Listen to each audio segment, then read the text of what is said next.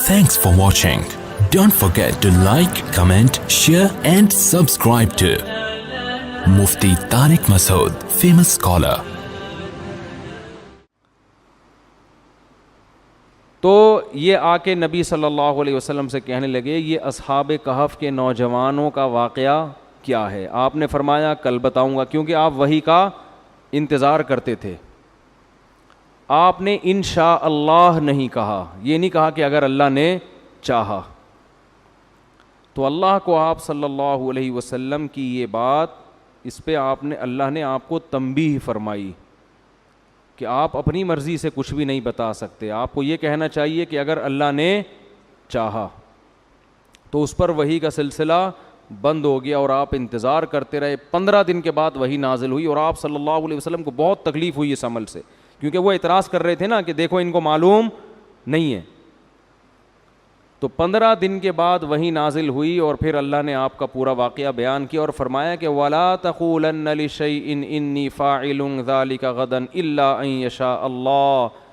کبھی بھی کسی کام کے بارے میں یہ مت کہا کریں کہ میں یہ لازمی کل کروں گا، ہاں یہ کہا کریں اگر اللہ نے چاہا.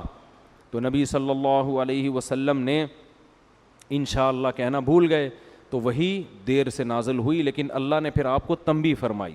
تو اصحاب کہف کا واقعہ بیان کیا کہ پچھلی امتوں میں چند نوجوان تھے جو مشرک حکومت تھی، تو ان دونوں نے بت پرستی کو چھوڑ کر ایک خدا پر ایمان لے آئے. جب ایمان لے آئے تو ان کے لیے اپنے کنٹری میں رہنا ناممکن ہو گیا. تو انہوں نے اللہ پہ اعتماد اور توکل کر کے کہا فَأَوُوا إِلَى الْكَهْفِ، یہاں سے نکلو اور کسی غار میں جا کے پناہ لو. غار میں جائیں گے تو کل دیکھیں گے پھر ہم نے کیا کرنا ہے، فی الحال یہاں سے نکلو.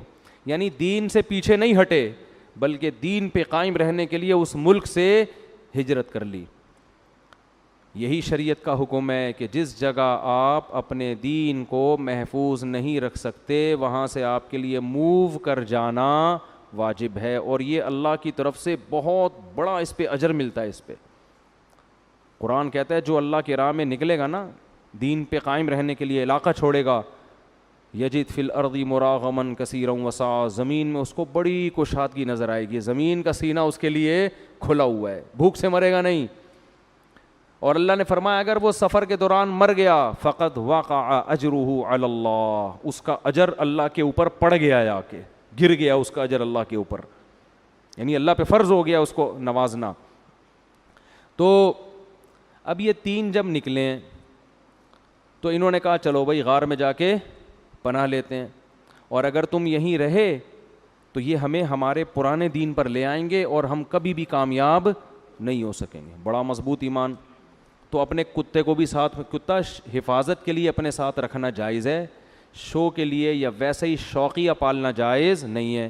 بہت افسوس کے ساتھ کہنا پڑتا ہے پہلے یہ کتے غیر مسلم پالا کرتے تھے، اب افسوس کے ساتھ کہنا پڑتا ہے مسلمانوں نے بھی کتے پال کے شو مارنا شروع کر دیے. اور ویسے بھی کتے سے ایک عجیب وحشت ہوتی ہے، جتنا ہی پالتو ہو لیکن آپ کو ایک عجیب وحشت ہوگی اس سے. تو پالنا یہ بھیڑ بکریاں پالیں، گائے پالیں، مرغیاں پالیں جو حلال جانور ہیں، تو یہ درندے مت پالا کریں، یہ شریعت میں اچھا کام نہیں ہے. نبی نے فرمایا جس نے کتا پالا بلا ضرورت روزانہ اس کے اجر سے ایک قیرات کم ہوگا، اس کی نیکیاں گھٹتی چلی جائیں گی. جتنی نیکیاں اس نے کی ہیں نا روزانہ اس میں سے بیلنس مائنس ہوتا چلا جائے گا. جیسے آپ کوئی پیکج کروا لیتے ہیں نا تو روزانہ کے حساب سے بیلنس کیا ہوتا ہے، کٹنا شروع ہوتا ہے، اتنے ایم بی ختم ہو گئے، ہوتا ہے نا. تو آپ نے فرمایا جس نے بلا ضرورت کتا پالا اس کی نیکیوں میں سے روزانہ کے حساب سے نیکیاں ختم ہوتی چلی جائیں گی. تو اس لیے اچھا کام نہیں ہے کتے پالنا. ضرورت کے لیے پالے، انسان کی خدمت کے لیے پیدا کیا ہے، تو شکار کے لیے. تو اصحاب کہف کو بھی چونکہ اجنبی تھے تو اجنبیوں کو سفر میں کتے کی ضرورت پڑتی ہے. بعض دفعہ دوسرے کتے سے بچنے کے لیے بھی کتے کی ضرورت ہوتی ہے. حقیقت ہے نا، کتا کتے کی زبان سمجھتا ہے، وہ اپنی زبان میں اس کو سمجھاتا ہے ذرا سائڈ پہ ہو جاؤ، ٹھیک ہے نا. آپ سمجھاؤ گے وہ کچھ اور سمجھ جائے گا، وہ سمجھے گا وہ کہہ رہا ہے شاید یہ کہہ رہا ہے مجھے کاٹو ٹھیک ہے نا. تو کتا ہے نا، کھوپڑی تھوڑی ہے اس میں. تو یہ اپنے کتے کو لے کے نکل گئے. کتا بھی کتنا زبردست کتا، اس کا بھی اللہ نے قرآن میں ذکر کر دیا. تو قرآن کہتا ہے فَأَوُوا إِلَى الْكَهْفِ، جاؤ ہم اس غار میں ٹھہرتے ہیں پھر دیکھیں گے کیا کرنا ہے. قرآن کہتا ہے ہم نے فضربنا علی آذانہم فی الکہف سنین عددا, ہم نے ان کو کئی سالوں کے لیے وَلَبِثُوا فِي كَهْفِهِمْ 300 سِنِينَ وَازْدَادُوا 9 310 سال کے لیے ہم نے ان کو سلا دیا. اب یہ بات یہودی جانتے تھے کہ اصحاب کہف کا ایسا واقعہ ہوا ہے جس میں وہ کہتے تھے 300 سال, جبکہ قرآن نے کہا 310. تو علماء نے ایک بڑی زبردست بات کی ہے کہ اگر شمسی اور قمری کا فرق نکالا جائے نا تو شمسی 300 قمری 310 بنتے ہیں. تو یہ بھی ایک زبردست کیا ہو گئی, میچنگ ہو گئی. تو 310 سال کے لیے اللہ نے انہیں اس غار میں سلا دیا. کیا اللہ کی قدرت قرآن بتاتا ہے اس کی حکمت کیوں سلا دیا. نمبر 1 کہ جب وہ اٹھ کے آئیں گے اپنی قوم کے پاس اور علامتوں سے لگے گا کہ بھئی یہ 300 سال, کیونکہ تاریخ اس وقت بھی لکھی جاتی تھی, 300 سال پہلے ایسے کچھ لوگ ہجرت کر کے بھاگے تھے, یہ ہوا تھا, اس وقت یہ سکہ بھی ہے ان کے پاس, تو لوگوں کو یقین آ جائے گا کہ اللہ ہر چیز پر قدرت رکھتا ہے. ایک حکمت تو یہ قرآن نے بیان کی, یہ حکمت. دوسری حکمت کہ ہجرت جو اللہ کے لیے کرتا ہے, اللہ کے لیے قربانی کرتا ہے, اللہ غیب سے کیسے اسباب پیدا کرتے ہیں. اب پوری دنیا میں ان کو کوئی ٹھکانہ دینے والا نہیں تھا, اللہ نے کہا سو جاؤ, جب صبح اٹھو گے نا تو یہ حکومت ہی چینج ہو چکی ہوگی, 300 سال میں اسلامی حکومت آ چکی ہوگی, وہ تمہیں گلے لگائیں گے, کہیں گے بھائی یہ تو توحید پرست لوگ 300 سال پہلے نکلے تھے, ٹھیک ہے نا, یہ کہاں غائب ہو گئے تھے. تو 310 سال سوتے رہے ہیں. اور قرآن کہتا ہے کہ ہم نے غار پہ جو ان کا کتا حفاظت کے لیے بیٹھا ہوا تھا نا, وہ 300 سال تک ایسے بیٹھا رہا ہے کہ لو اطلعت علیہم لولیت منہم فرارا, اس کے روب اتنا تھا کہ کوئی اس کے قریب سے گزر کے اس کو دیکھ لیتا تو بھاگ جاتا وہاں سے, وہ سمجھتا باقاعدہ یہ پہرا دے رہا ہے بیٹھا ہوا. باسطن ذراعیہ بالوسید, غار کی چوکھٹ پر اپنے بازوؤں کو پھیلایا ہوا ہے, جیسے کتے کا اسٹائل ہوتا ہے نا بیٹھنے کا, اس طرح بیٹھا ہوا ہے اور زبان نکال کے ہانپ رہا ہے, صحیح ہے, انتظار میں ہے. اور قرآن کہہ رہا ہے وَنُقَلِّبُ أَفْئِدَتَهُمْ ذَاتَ الْيَمِينِ وَذَاتَ الشِّمَالِ, ہم ان کو نیند کی حالت میں کروٹیں بھی دیتے تھے, کیونکہ اتنے عرصے اگر آپ زمین پہ لیٹے رہیں تو زمین ہی کھانا شروع کر دیتی ہے.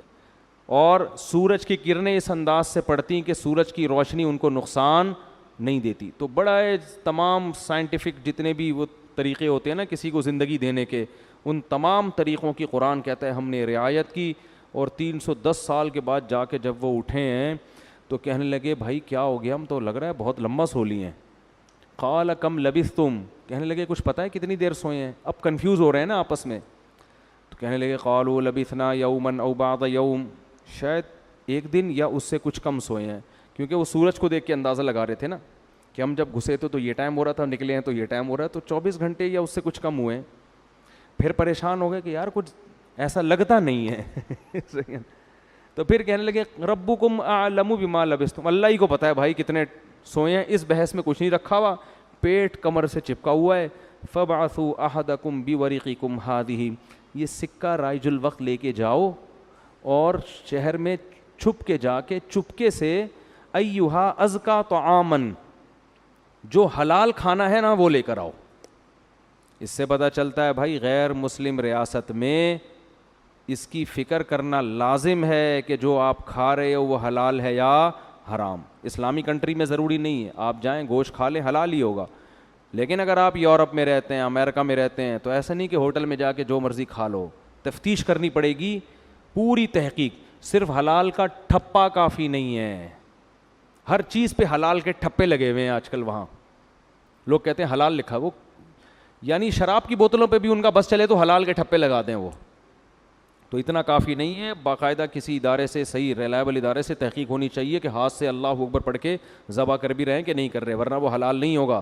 غیر مسلم ملک میں گوشت کھانا اس وقت تک حلال نہیں ہے جب تک آپ کو 100% یقین نہ ہو جائے کہ یہ واقعی حلال طریقے سے ذبح ہوا ہے. تو خیر, تو انہوں نے کہا فَلْيَنْظُرْ أَيُّهَا أَزْكَىٰ طَعَامًا, چپکے سے جاؤ, وَلْيَتَلَطَّفْ, کسی کو پتہ نہ چلے, بھیس بدل کے جاؤ اور فی الحال کچھ کھانے پینے کا انتظام کر, اور حلال کھانا ہونا چاہیے. تو اب جب وہ سکہ رائج الوقت لے کے آیا ہے نا تو بندوں نے جب وہ دیکھا انہوں نے کہا یہ تو 310 سال پرانے سکے چل رہے ہیں بھائی، یہ کہاں سے آئے، یہ تو کسی کے پاس آج کل مارکیٹ میں ہے ہی نہیں۔